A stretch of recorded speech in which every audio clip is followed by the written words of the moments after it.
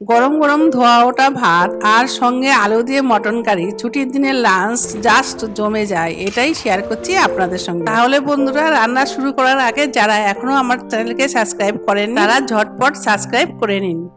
আমি এখানে নিয়েছি 1 কেজির থেকে একটু বেশি মটন। তাহলে প্রথমে মশলাটা রেডি করে নিলাম লাল লঙ্কা, শুকনো লঙ্কা একসাথে। দিচ্ছি 2টো ছোট মাপের রসুন, আদা, একটা তেজপাতা। তারপরে দিলাম পরিমাণ মতো জিরে, ধনে, গোলমরিচ। এখানে জিরের পরিমাণটা একটু বেশি আছে। তারপরে একটু জল দিয়ে এটাকে পেস্ট বানিয়ে নিয়েছি। এখানে আর একটা পেস্ট বানিয়ে নেব, যেটা হচ্ছে পেঁয়াজের।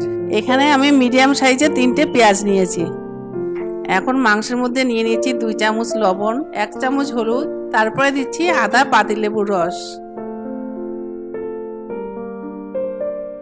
এখন দিচ্ছি অল্প সর্ষের তেল। এখন ঢেলে দিচ্ছি পেঁয়াজের পেস্ট আর মশলার পেস্ট।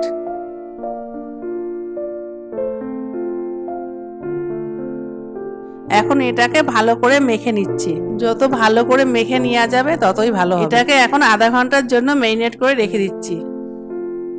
এখন গরম কড়াইয়ের মধ্যে দিচ্ছি তেল, তার মধ্যে দিয়ে দিচ্ছি আলুর পিসগুলো। আলুগুলোকে অল্প লবণ হলুদ দিয়ে লাল করে ফ্রাই করে নিচ্ছি।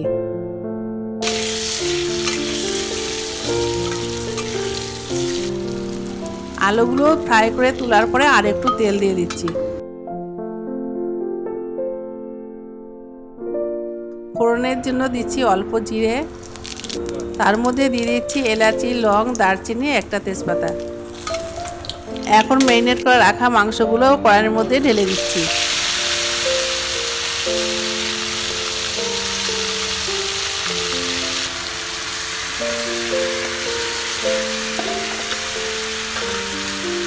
এখন তেলের মধ্যে নেড়ে চেড়ে ভালো করে মিশিয়ে নিচ্ছি। মাংস কড়াইয়ের মধ্যে যতই নাড়াচাড়া করবেন ততই টেস্ট আসবে। এখন কিছুক্ষণের জন্য ঢেকে দিয়ে তারপরে আবার নাড়াচাড়া করতে লাগবে। মাংস থেকে যখন জলটা শুকিয়ে যাবে, তেল বেরিয়ে আসবে, তখন আমি কুকারের মধ্যে ঢেলে দেব। এখন দেখুন মাংস থেকে তেল ছেড়ে দিয়েছে। মাংস কুকারে ঢেলে দিচ্ছি। তার মধ্যে ভেজে রাখা আলু দিয়ে দিচ্ছি। কড়াইয়ের মধ্যে লেগে থাকা মশলাগুলো অল্প জল দিয়ে ধুয়ে দিয়ে দিচ্ছি।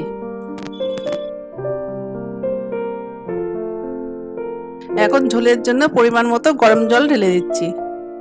এখন ঢেকে 2 সিটি দেওয়ার জন্য অপেক্ষা করলাম। আপনাদের জন্য সানডে মটন কারি একেবারে রেডি। আপনারা অবশ্যই খেয়ে বলবেন কেমন লেগেছে। আরও এরকম ভালো রেসিপি পাওয়ার জন্য ব্লাস কিচেনকে সাবস্ক্রাইব করতে একদম ভুলবেন না।